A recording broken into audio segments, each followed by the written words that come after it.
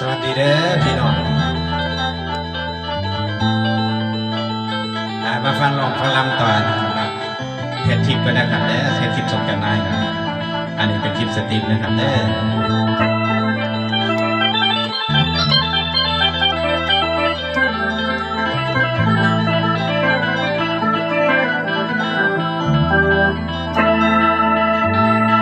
อลามาบัดนี้ฟังกติบอนวันตอนสำคัญ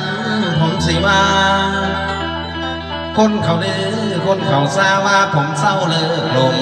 ทางลำลองตั้งแต่ดน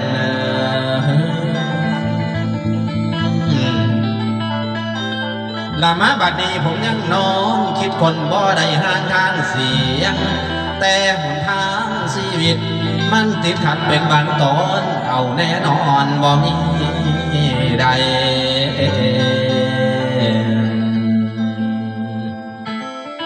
ดามาปีนี้ที่ยอดชาย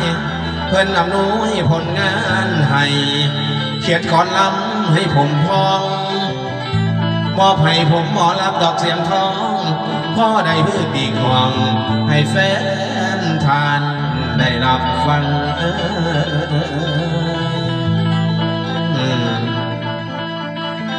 แฟนเอ้ยผมหมอรับเสียงทองเคยโด่งดังอยู่หลายหานฟ้าสีข้ามแต่กี่ก่อนลำเป็นเท่าเงาป่าแฟนเคยหักเคยสะอ่อนขอแรงเชียร์อีกครั้งให้ดังได้ดอกดังเขาผมหมอรับเสียงทองเป็นหมอรับหลานมูเจ้าพวกแฟนเก่าอย่าลืมหลงเป็นแรงเชียร์เป็นแรงใจฝากถึงเสียงแน่เด้อทาน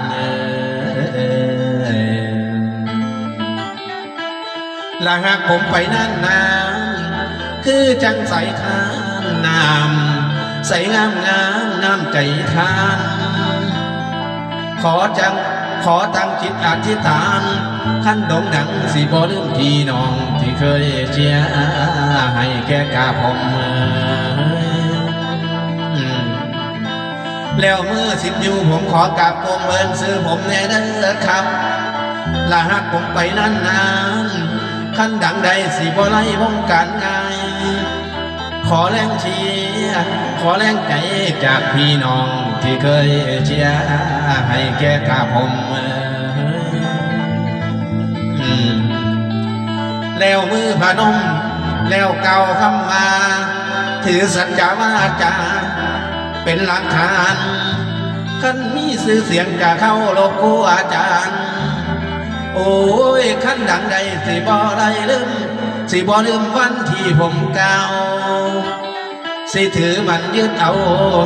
ทำความดีเด้อพี่น้องเฮ้ยจ้า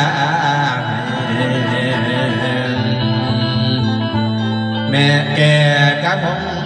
เราคือยังโอ้ยรันนาขอบคุณในหลายนะครับเด้อพี่น้องต่อกันอีพีต่อไปนะครับว่าท่านใดดีว่าท่านใดเก่งนะครับเด้อ